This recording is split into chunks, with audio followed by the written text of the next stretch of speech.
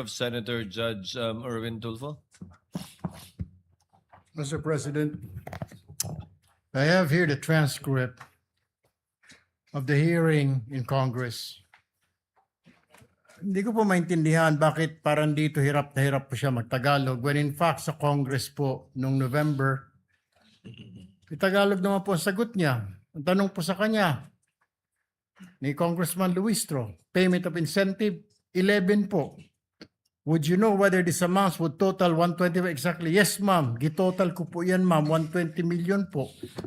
It's all puro Tagalog, Mr. President. What is this? I mean, mabuti po sana pati yung discretionary. And she's a government official. She doesn't know what discretionary means is. I mean, what it means. Dito po, puro sumasagot naman po siya. English, Tagalog. Yes po. Are you aware? Opo.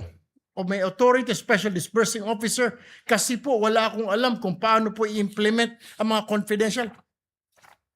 Mr. President, tama na po itong panluloko sa atin. Please, Mr. President, compel this witness to talk in Tagalog. Kahit po yung mga Bisaya po nakaintindi ng Tagalog, nakakasalita ng Tagalog, ano tayo sa ibang bansa? Ano tayo, mga Hapon, mga Chinese? I know, Ms. Witness, you can understand Tagalog, you can speak Tagalog dahil nandito po ito. Ilang pahina po ito. Tagalog po yung sagot po ninyo. English po, sumasagot kayo. Tinatanong kayo ng English, sumasagot po kayo. Bakit ngayon parang hirap na hirap? Kailangan i-translate sa Tagalog, sa Bisaya, sagot, Tagalog, Bisaya, Tagalog, Bisaya. E abutin mo tayo ng isang taon dito, Mr. President. Ito po yun. Sumagot naman po siya. Alam nga ba naman, lulukuhin tayo ng nagtatranscribe po nito. Sagot po yan.